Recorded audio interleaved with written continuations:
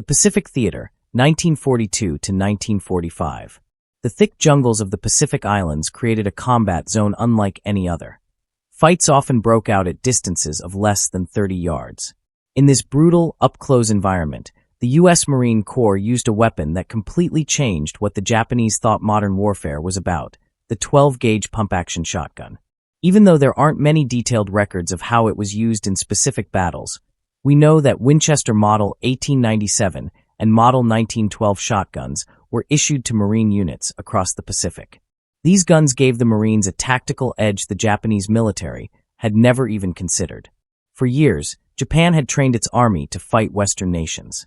Their manuals described how to handle British rifles, American machine guns, French mortars, and Soviet submachine guns. But shotguns, which they thought were only for hunting birds, were never part of their battle plans. That mistake would cost them dearly, as American forces brought about 25,000 Model 97s and up to 80,000 Model 12s into service during World War II. In 1942, Japanese military thinking was built around the idea that spiritual strength could beat material power. This wasn't just empty propaganda. It was how they tried to make up for industrial weakness. Japan made less steel in a whole year than the U.S. produced in a single month. Their solution? Train every soldier to be unbeatable in close combat, where spirit and skill would supposedly defeat modern weapons. That thinking shaped their entire battle strategy. Nighttime infiltration attacks followed by brutal hand-to-hand fighting with rifles and bayonets. These tactics had worked before, against Chinese troops, the British in Malaya, and American defenders in the Philippines. The plan was always the same: sneak close under cover of darkness, slip through enemy lines, and then crush the defenders in close-range combat. But the American shotgun destroyed this plan completely. At those same close distances where the Japanese expected to win, a U.S. Marine with a Winchester Model 97 could fire 6 rounds of .00 buckshot in just 2 seconds using the gun's slam-fire feature. Each shell carried 9.33 caliber pellets, spraying a deadly pattern that made it nearly impossible to miss in the thick jungle. The Winchester Model 1897, designed by John Browning and perfected over 45 years, became the Marines' main shotgun in the early Pacific battles.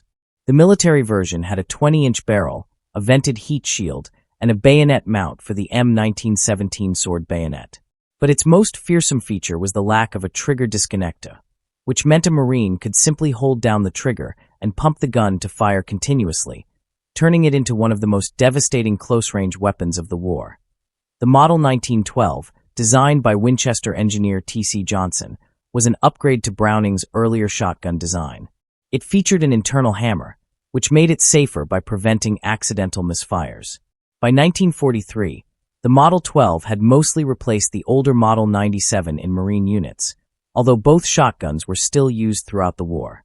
Military records show that production of these shotguns continued steadily, but exactly how many were used in combat remains unknown.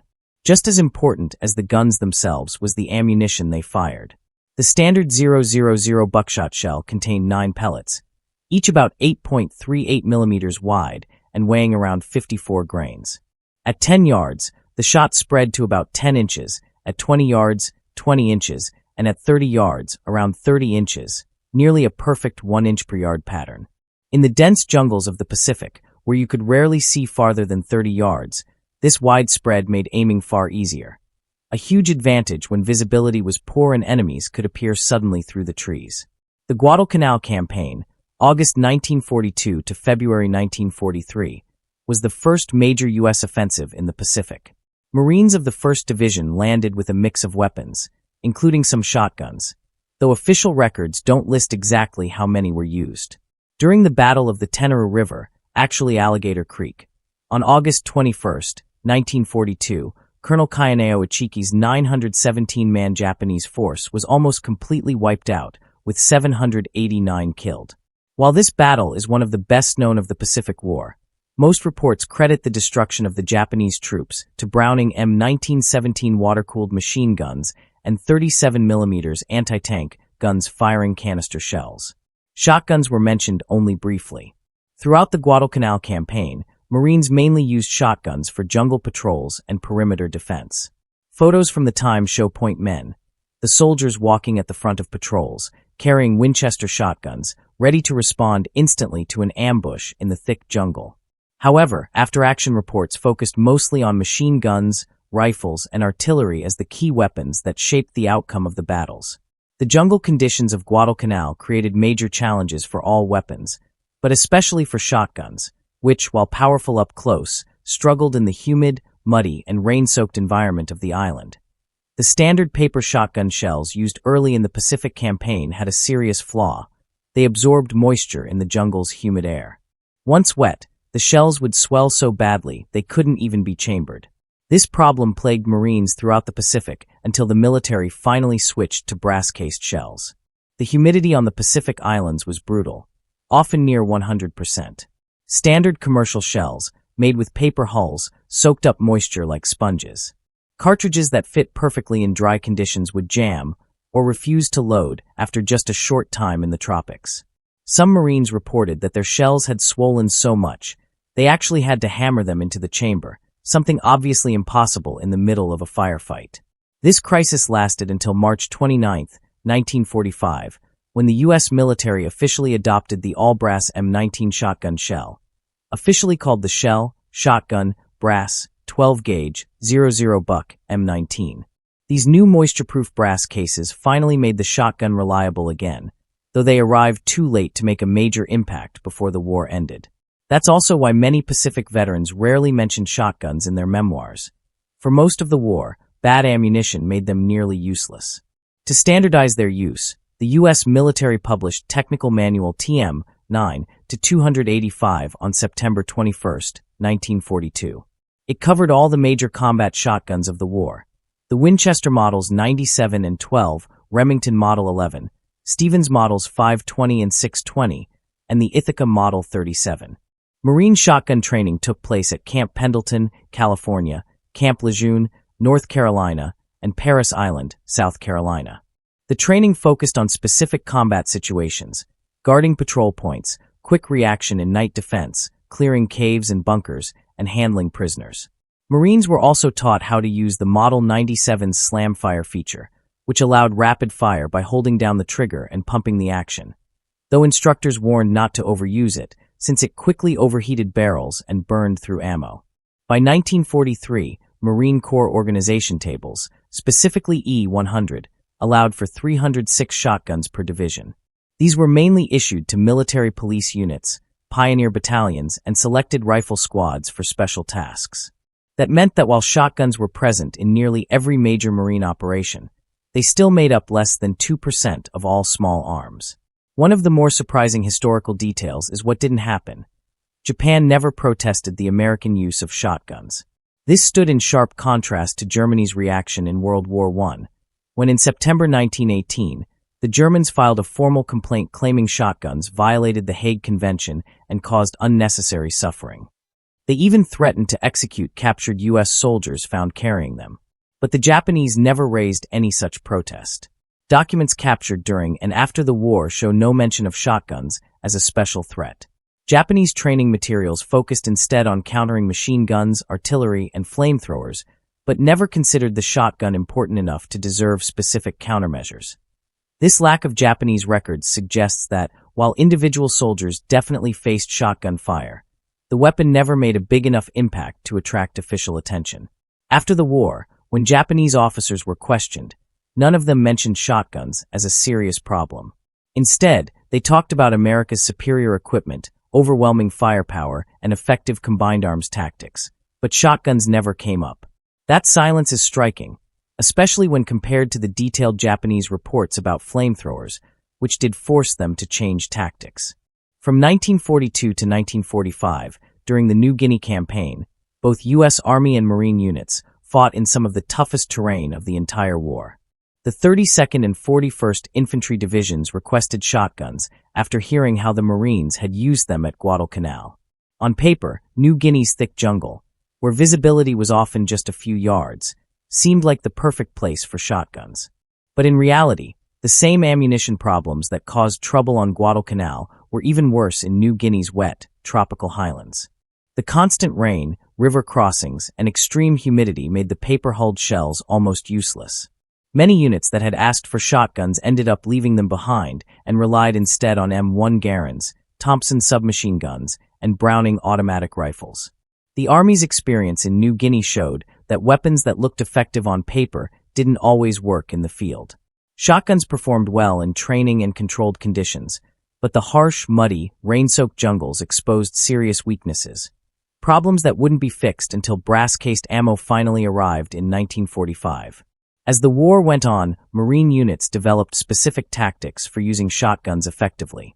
They found that the weapon was best suited for three main roles: point security during patrols, perimeter defense against infiltration, and guarding prisoners.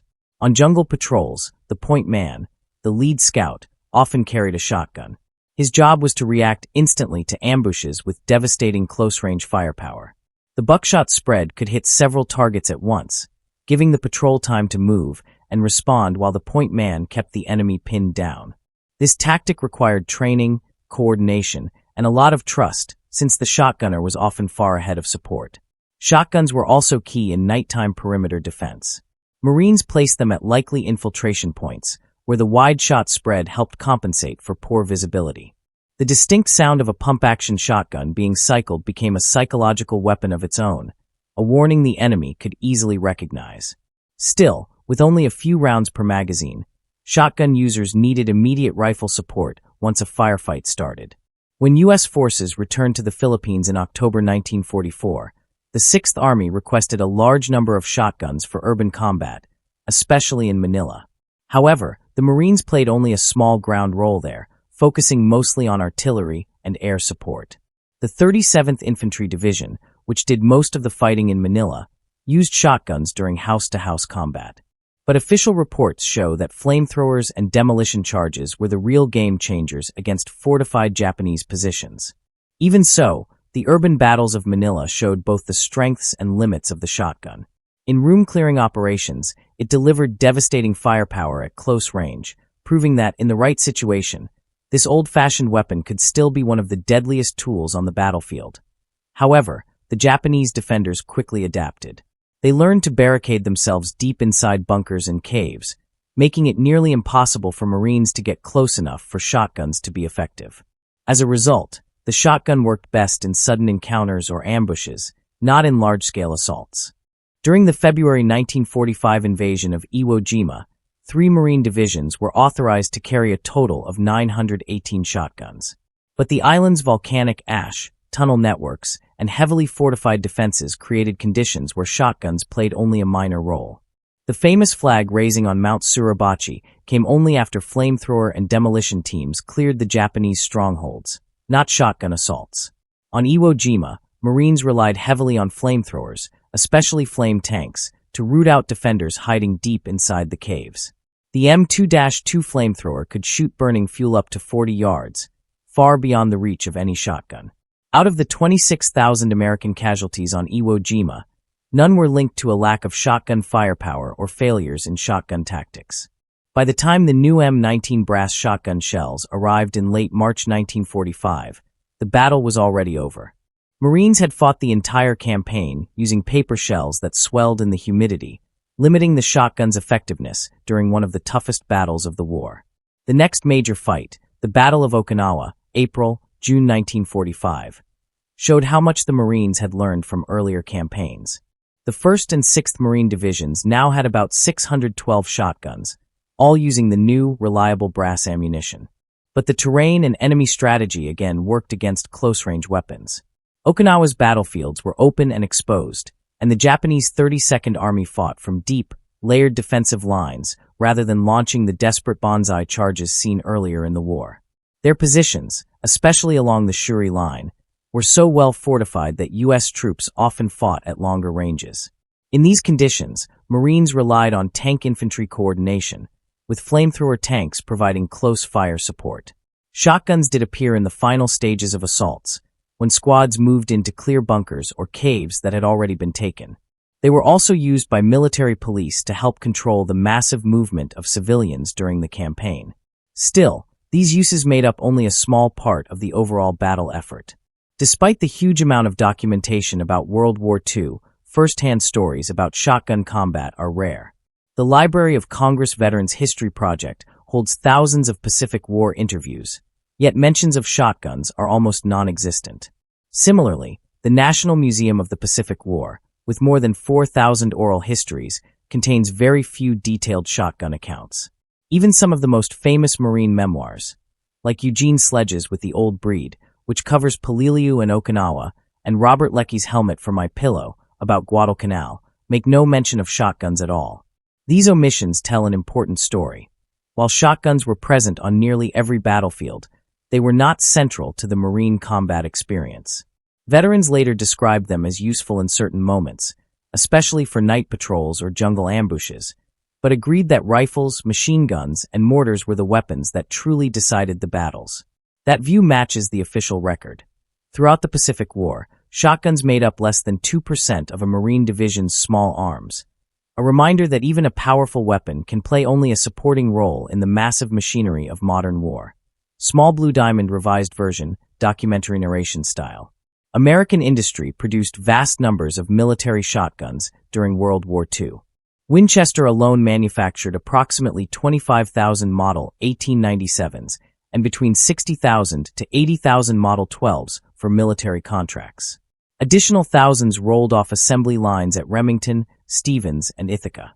This production power demonstrated the unmatched capacity of America's wartime industry, but it didn't necessarily mean these weapons saw frontline use. In reality, many of these shotguns were issued to training centers, guard detachments, and rear area security units rather than assault troops. Military police relied on shotguns for prisoner handling and convoy protection. Navy vessels carried them for boarding actions and shipboard security. Airfields used them for perimeter defense. These roles were essential but far removed from the brutal front lines of island combat. This gap between production numbers and combat reports shows a clear truth. Although America had the capability to equip every Marine squad with shotguns, in practice, few reached actual battlefields.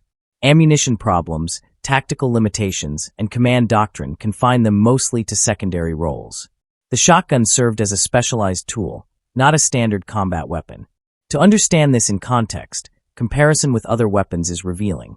The M2 flamethrower, introduced in 1943, appeared in nearly every account of bunker and cave clearing. At Iwo Jima, Marines consumed over 27,000 gallons of flamethrower fuel, with detailed reports tracking its effectiveness. By contrast, records of shotgun ammunition use are virtually non-existent in the same documents. The Browning automatic rifle bar became the true backbone of Marine firepower. By 1944, every rifle squad included 3-bar teams, supported by training manuals and clear tactical doctrine. Shotguns, although authorized, never received comparable attention or integration. Even the rare M1918 Browning machine gun, produced in smaller numbers, appears more frequently in veteran accounts than shotguns. Detailed recollections of its employment, ammunition use, and battlefield performance abound. The near-total absence of similar shotgun reports suggests their practical combat use remained minimal, despite the impressive production totals and popular myth. That myth, however, became powerful. Post-war films and popular histories, drawn more from imagination than records, showed Marines storming Japanese caves with shotguns blazing. These dramatic images created a lasting impression that elevated the weapon's fame far beyond its actual role. Video games and modern portrayals have reinforced this illusion, turning the shotgun into a symbol of Pacific close combat. But historical evidence tells another story. The weapon was present, occasionally useful, but rarely decisive. True combat outcomes depended on rifles, bars, machine guns, mortars, and flamethrowers, not on shotguns. The few surviving first-hand accounts shed honest light on their limited use. One Marine who fought on Guadalcanal recalled, "I carried a Model 97. It was good for night watch and jungle trails, but when the shooting started, you wanted a rifle." Another veteran from the 2nd Marine Division remembered, "Each squad was supposed to have one, but half the time it stayed with the company gear. Too specialized for everyday fighting." Such reflections capture the real story. The shotgun was a capable but niche tool, effective in moments, overshadowed by the true workhorses of the Pacific War. Small Blue Diamond revised version, documentary narration style. This evidence underscores a recurring theme: the gap between official authorization and actual battlefield use. Marine and Army units were issued shotguns, yet in day-to-day combat, rifles proved far more versatile and practical. The adoption of brass-cased M19 ammunition in March 1945 theoretically solved the chronic moisture and swelling problems that had plagued shotgun shells throughout the Pacific Campaign. Unfortunately, the improvement arrived too late to change the war's course. By then, Iwo Jima had been secured, the Okinawa invasion was imminent, and the Philippines campaign was nearly complete. While the new brass rounds would have eliminated many reliability issues, they played little role in the remaining major battles. Their true potential went unrealized. Ironically, planners for the anticipated invasion of Japan, Operation Downfall, had requested large numbers of shotguns for close-quarters fighting expected in urban areas. Yet the war's abrupt end after the atomic bombings rendered that plan obsolete. As a result, the M19's full combat effectiveness remained largely untested. Post-war evaluations speculated that brass ammunition might have made shotguns significantly more effective had it arrived earlier. But such assessments remain hypothetical.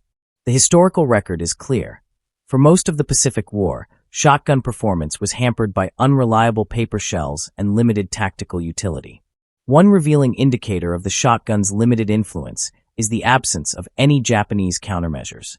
Throughout the war, Japanese forces adapted to American firepower with ingenuity, building overhead cover against mortars, spider holes to counter tanks, and reverse-slope defenses to evade naval bombardment. Yet there were no specific defenses designed against shotguns, suggesting they never posed a significant tactical problem. Japanese military doctrine evolved in response to American material superiority, not specific weapons like the shotgun. The transition from beach defenses to inland fortifications, the construction of vast tunnel systems, and the abandonment of massed banzai charges were responses to artillery, naval gunfire, and air power, not to small arms. Post-war Japanese studies examined American tactics in remarkable detail. Their analyses of artillery coordination, naval gunfire, and combined tank infantry operations remain among the most comprehensive of the era. Yet even in these extensive reviews, shotguns are virtually never mentioned. Their omission speaks volumes about their minimal battlefield impact. Perhaps the most telling evidence lies in the complete lack of statistical documentation. World War II generated mountains of operational data, ammunition expenditures, casualty correlations, and weapon effectiveness studies. Yet no reliable statistics exist linking shotgun use to enemy casualties or tactical results. The operational research sections of the U.S. military meticulously studied nearly every weapon in service, from artillery to mortars to small arms, calculating hit probabilities, kill rates, and ammunition efficiency. But no comparable analysis of shotguns appears in their archives. This absence is not accidental, it reflects reality. The shotgun simply was not employed in sufficient numbers or with enough consistency to merit study. It was a useful but peripheral weapon, overshadowed by the far more decisive tools of modern industrial warfare. Even rough estimates about shotgun use are missing from the record. Veterans often recall how many rifle rounds they fired, grenades they threw, or mortar shells they used, but no one seems to remember how many shotgun shells were fired. This lack of data shows that shotguns stayed on the sidelines of major combat, even though they were technically part of Marine equipment. At training camps, Marines spent a lot of time learning to use shotguns. They practiced slam firing, jungle shooting drills, and trained with buckshot and slugs. These exercises gave the impression that shotguns would be a major weapon in combat. But once Marines reached the front, the reality was very different. The controlled ranges of Camp Pendleton couldn't prepare anyone for the mud, humidity, and chaos of Guadalcanal, or the volcanic ash of Iwo Jima. Training targets didn't shoot back, and real battles often took place at longer distances. The close-range jungle fights that training focused on turned out to be less common than expected. This mismatch between training and reality wasn't unique to shotguns. Marines also spent hours on bayonet drills, yet few ever used a bayonet in real combat. They trained for chemical warfare, but no gas attacks ever came. Shotgun training was much the same, well-intentioned, but not fully relevant to the actual conditions they faced. Logistics added another layer of difficulty. Each 12-gauge shell weighed about twice as much as a rifle round and took up 3 times the space. A Marine could carry 80 rifle rounds in the same space as just 36 shotgun shells. Because supply ships had limited room, Priority always went to rifle ammunition, machine gun belts, and mortar rounds, not shotgun shells. This meant that even when units had shotguns, they often had very limited ammunition. Some veterans recalled being issued only 1 or 2 boxes of shells for an entire campaign. That scarcity discouraged heavy use and kept the shotgun's combat role far smaller than its potential. Military planners expected shotguns to shine in urban combat, especially during the battles for Manila and Naha. Confined streets, short distances, and room-clearing operations seemed perfect for shotgun use. But real city fighting proved otherwise. Japanese defenders built kill zones, barricades, and booby traps that made it almost impossible for American troops to get close enough for shotguns to be effective. The weapon's devastating close-range power simply didn't matter when Marines couldn't get within range to use it. In the few moments where close combat did happen, veterans say they relied more on grenades, Thompson submachine guns, and flamethrowers. These weapons offered the same kind of power at short range, but with greater ammunition capacity and versatility. The Thompson's 30-round magazine, for example, was far more useful than the shotgun's 6-round limit, especially during prolonged firefights. Ultimately, while the shotgun looked perfect for close combat on paper, in practice it played only a minor supporting role.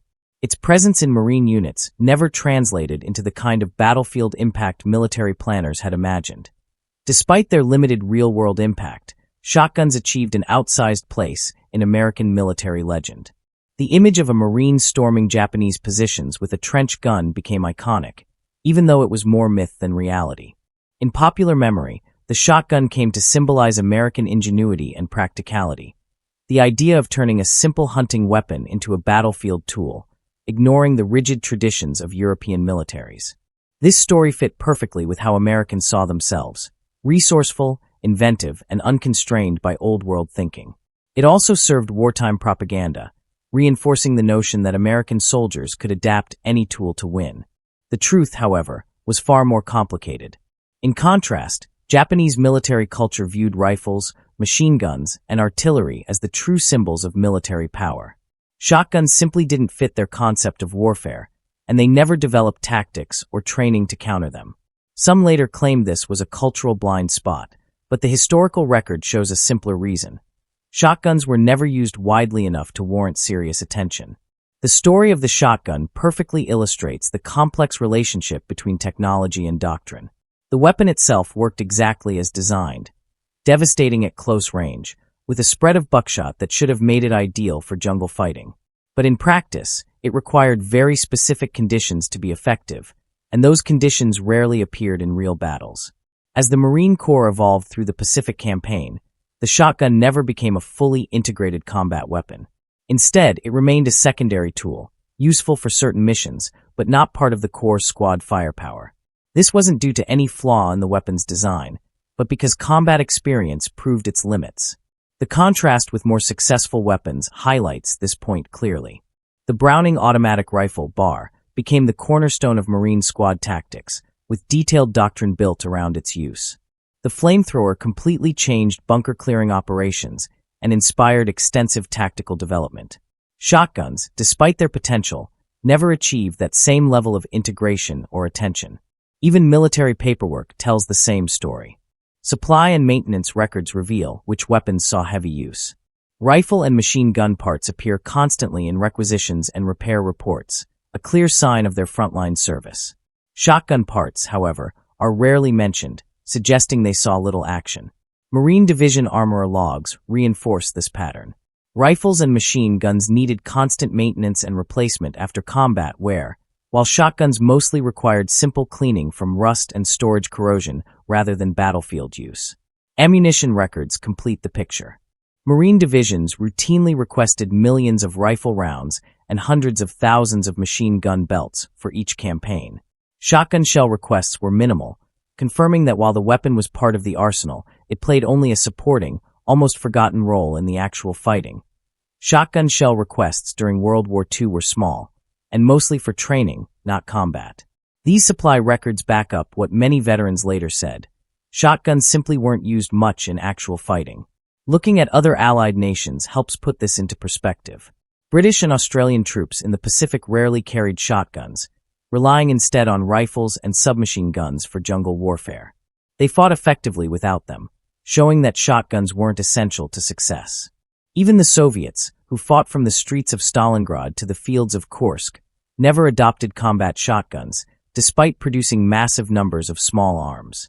Chinese forces, locked in brutal close quarters fighting against Japan, also didn't use them, though they desperately needed effective weapons of any kind. This international comparison makes one thing clear. Shotguns were a tactical option, not a necessity. Other armies achieved the same results using different weapons, proving that the shotgun's role in the Pacific was limited despite America's vast production capacity. After the war, U.S. military analysts reviewed every major weapon to decide which were worth developing further. Rifles, machine guns, mortars, and recoilless rifles received top priority. Shotguns barely got a mention. Their performance in World War II simply didn't justify major investment. When the Korean War began, shotguns appeared only in small numbers.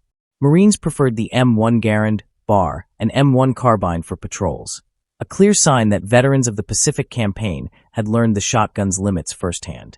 During the Vietnam War, the shotgun made a comeback, especially for jungle patrols and tunnel clearing, often using modified civilian models.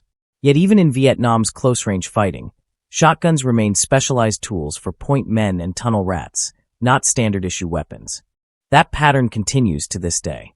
Modern militaries still use shotguns, but only for specific roles like breaching doors or close-quarters defense, not as primary combat arms. Looking back at World War II, the record leads to several clear conclusions. First, while shotguns were present in Marine units throughout the Pacific, their real-world combat use was limited, held back by ammunition problems, tactical realities, and military doctrine.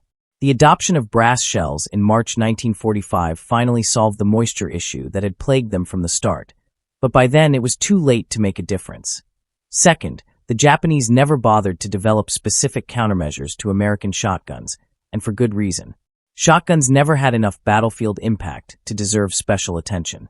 Japanese military records, training manuals, and post-war analyses contain virtually no references to them, confirming that they played no meaningful role in shaping combat outcomes. Japan's tactical adjustments during the war focused on American firepower as a whole, artillery, automatic weapons, and air power, not on any single weapon like the shotgun. Third, there was a clear gap between the number of shotguns authorized and how often they were actually used. On paper, each Marine division was allotted 306 shotguns, yet most ended up in secondary roles, for guard duty, base defense, or training, not in frontline combat. Veterans who mentioned them at all described shotguns as handy in certain close-range situations, but never as a primary battlefield weapon.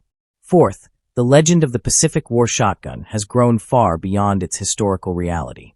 Movies, books, and popular culture have turned it into an iconic symbol of jungle fighting, even though first-hand accounts and wartime records show it had little real combat influence. In truth, it was rifles, machine guns, mortars, flamethrowers, artillery, and airstrikes that decided battles, not scatterguns. Still, the shotgun story reveals something deeper about military innovation. A weapon's technical advantages mean little unless it's fully integrated into doctrine, logistics, and training. Shotguns looked good on paper, devastating at close range, but in practice, supply issues, limited range, and tactical inflexibility kept them on the sidelines. Ironically, the Japanese failure to anticipate shotgun use didn't hurt them at all, because the shotgun never achieved enough tactical success to make a difference. That wasn't oversight. It was an accurate reflection of the weapon's marginal importance. Meanwhile, Japan's focus on countering artillery, naval gunfire, aircraft, and flamethrowers was far more relevant. Those were the weapons that truly shaped the Pacific battlefield. In the end, America's ability to mass-produce thousands of combat shotguns demonstrated its industrial power, but not necessarily its combat efficiency. The U.S. could build almost anything, but not every weapon it made turned out to be essential in the unique and brutal conditions of the Pacific War. This gap between how many shotguns America made and how often they were actually used shows that industrial power alone doesn't guarantee success on the battlefield.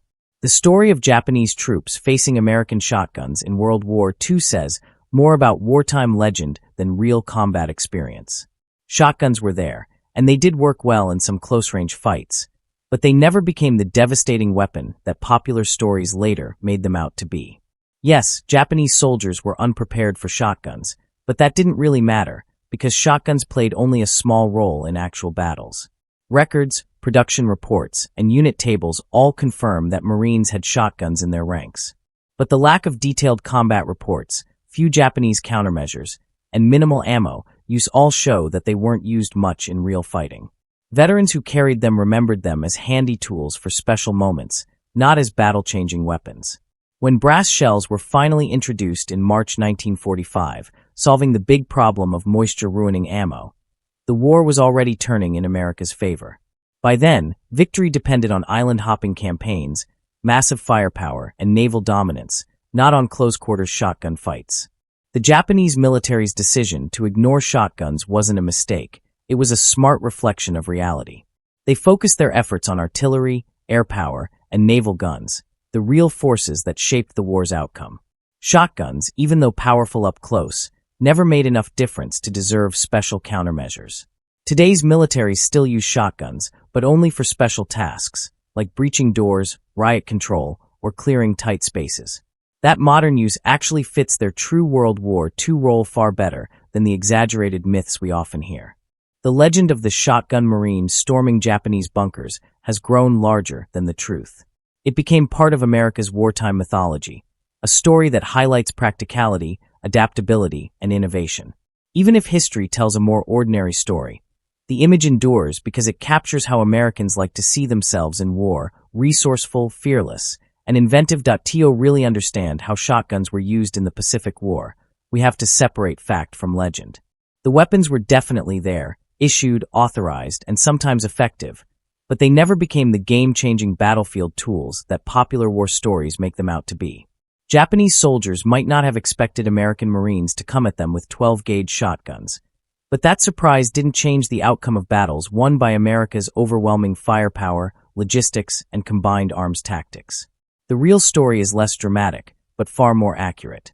Shotguns filled specialized roles, often limited by ammo problems and logistical challenges, and by the time those issues were fixed, it was already too late in the war for them to make much difference. This reality might not sound as thrilling as the myth, but it's what emerges from veteran memories, official records, and wartime documents. In truth, the story of Japanese troops facing American shotguns says just as much about how military myths are born as it does about actual combat. Shotguns became symbols, representing American resourcefulness and raw power, even though their real battlefield impact was small. The gap between the legend and the historical record reminds us that popular war stories often favor excitement over accuracy. Yes, Japanese soldiers were caught off guard by Marines carrying shotguns, but they didn't need to fear them. The weapons that truly defeated Japan were America's industry, logistics, coordination, and naval dominance, not the occasional shotgun blast in a jungle skirmish. In the end, the shotgun story isn't about a secret weapon that turned the tide. It's about the complex link between what armies can do, how they actually fight, and how history remembers them.